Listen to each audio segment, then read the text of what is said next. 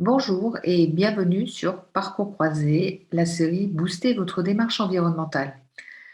Aujourd'hui, la communication. Certes, une exigence de la norme ISO 14001, mais également une vraie nécessité. Une nécessité, oui, car la communication soutient la démarche environnementale, la dynamise et contribue à créer ou à développer une culture d'entreprise environnementale. Alors, quels sont les points clés?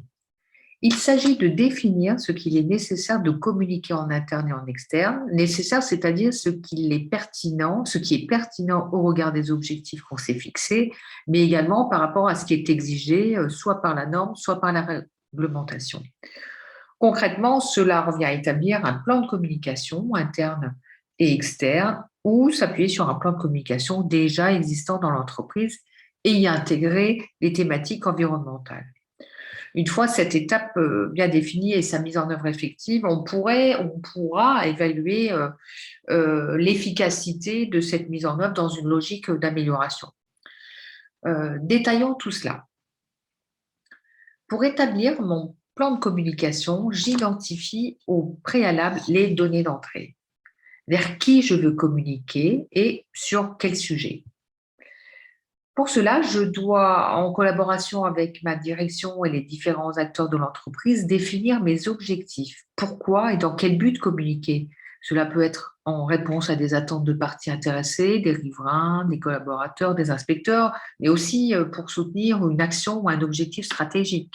Par exemple, si j'ai un axe fort d'amélioration de la performance énergétique, je vais orienter mes messages et définir mes cibles en lien avec l'énergie. Une fois le plan de communication établi et mis en œuvre, il s'avère utile d'évaluer son efficacité par différents moyens selon les outils et modalités de communication que l'on aura utilisés.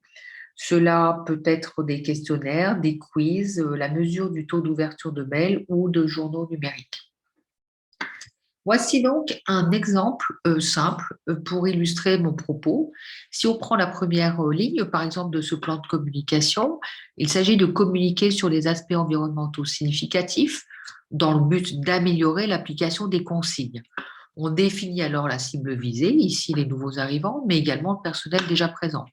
On définit également les moyens et outils et les acteurs de cette communication. Le responsable HSE, mais également les managers. Il conviendra alors de définir plus en détail la répartition des tâches dans un second temps. Comme vous le voyez, l'idée est de structurer la communication environnementale et de la planifier. Alors, quelques points de vigilance. Il s'agit de bien différencier les publics et cibles visés en fonction des messages à délivrer. Communiquer sur les indicateurs, par exemple, se fera de manière différente selon que l'on s'adresse à l'ensemble du personnel ou à les managers. La diversité des acteurs de la communication contribue également à faire passer les messages autrement et dans un cadre différent. Par exemple, passer des messages sur les résultats des actions d'amélioration lors d'une réunion de production par un chef d'équipe ou responsable de production.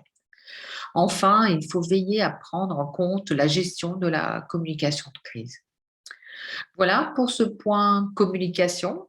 J'espère qu'il vous sera utile. Merci pour votre attention et je vous dis à bientôt sur Parcours croisé.